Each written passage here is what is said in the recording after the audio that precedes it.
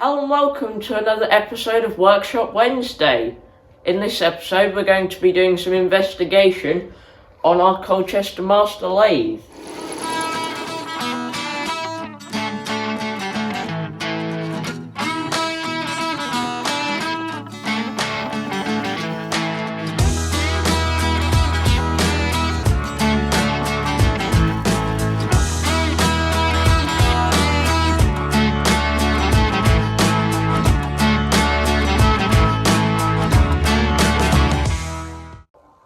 You may recall a while back we had a problem with the lathe, which we concluded to be the brake, and we did a video about that.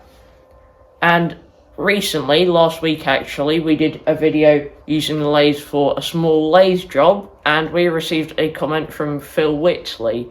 Now, I'm not sure if all of you watching this have seen Phil's channel. If you haven't, be sure to go check it out. We'll try and leave a link up in the top right hand corner of the screen, but he's very clever, has machine tools, and he is currently doing his restoration of a Fordson Major tractor, so that's an interesting project for you to go check out if you've got some spare time. But he commented to say that possibly the noise might be a bearing on the input or intermediate shaft in the headstock. So today what we're going to be doing is we're going to remove the brake to see if that gets rid of the noise. If it doesn't, then we know that the brake isn't a problem. If it does, then happy days. And it will also be interesting to see how quickly the lathe stops with no brake on. First, we're going to run it as it is, just so as a bit of a showcase of how noisy it is or what noise it makes, so that we can tell later if there's any improvement. And then we'll also see how long it takes to stop with the brake on.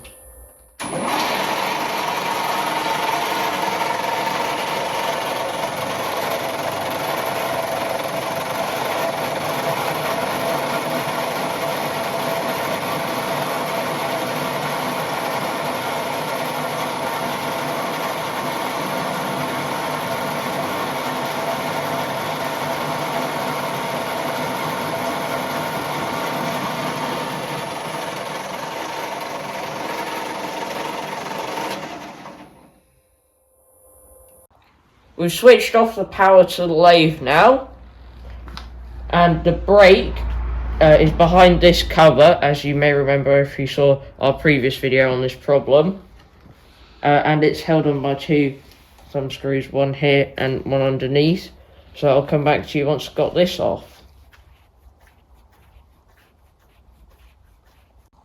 As you can see, we've got the cover off now.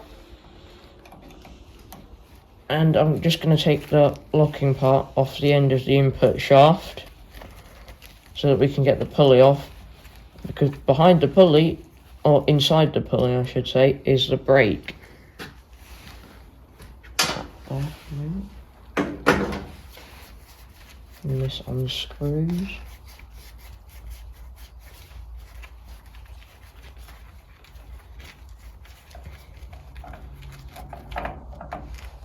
There we go. And I think now it is just a case of pulling it off. Now what I forgot to mention was that there's this little grub screw that you have to take out first before pulling the pulley off. So I'll now undo that.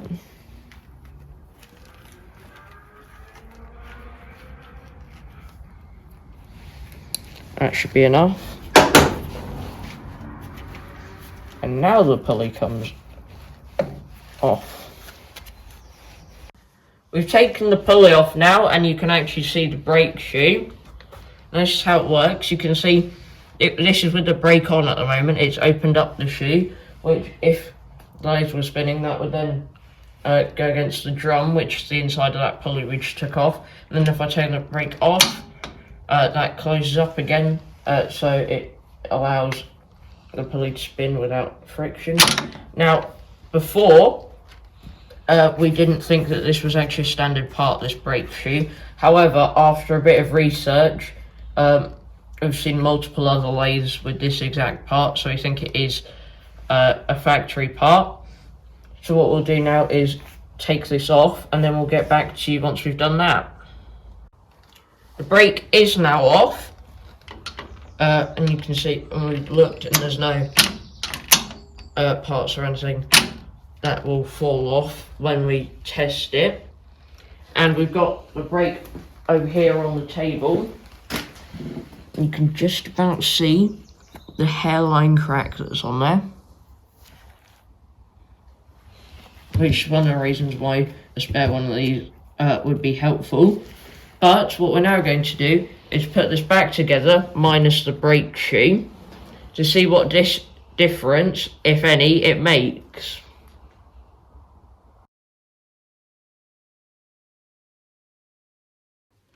We've come inside now because we have received some post, which I'm going to predict this has come from Italy, mainly because it says it on the other side of the envelope.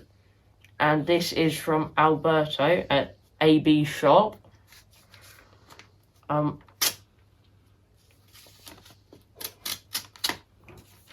he has sent us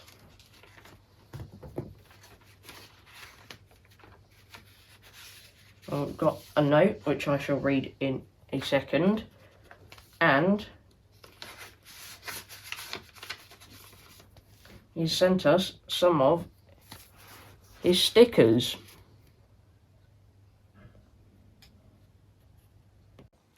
Now, in his note, Alberto has put some very kind things, so thank you, Alberto, and he's put something very funny at the start. If you read these words, it means for once the Italian post office has worked, which by the looks of it, the Italian post office has worked. And the post office here in the UK works quite well, except for the fact that half of our parcels turn up and look like they've been drop kicked. So thank you very much, Alberto. I really like Alberto's sticker design. Now, on Alberto's channel, he does machining videos. He has a very well kitted out workshop. He's got a Colchester lathe, which is British made and has found its way over to Italy. And he's also got a very nice mill as well. We've been looking forward to the opportunity to talk about Alberto's channel for a while, because he makes very high quality videos. He clearly puts a lot of effort into them, and he's very skilled at the machining that he does. So I highly recommend that people check out his channel, because although he does very high quality videos and puts a lot of effort into them, he doesn't have too many subscribers and doesn't get too many views. So hopefully this shout out can change that. So please do go and check out Alberto's channel. There'll be a link to his channel. And be sure to watch his videos, and you'll want to subscribe after watching his videos. They're very good. And then leave a comment on his videos, or one of his videos, saying that we sent you, or Joseph sent you, and I'm sure he'll make you feel very welcome. But thank you again, Alberto, for the stickers, and let's get back to the action in the workshop. We've got the rest of the lathe back together, minus the brake, of course. And we've got the power back on. First thing I'm going to do before we test it, though, is take my gloves off, as Phil rightly reminded me I needed to be doing in the last one for safety reasons. Now, we'll see the noise that it makes, if there's any difference there, and how quickly it stops. So let's see.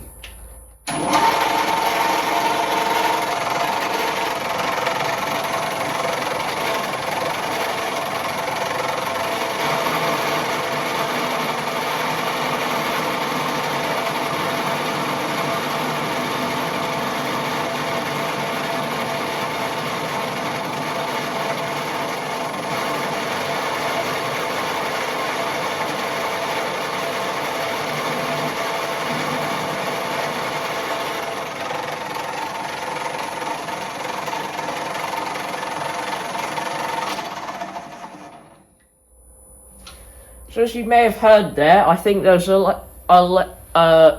of the like clanging noises, I guess, which I think might have been from the brake.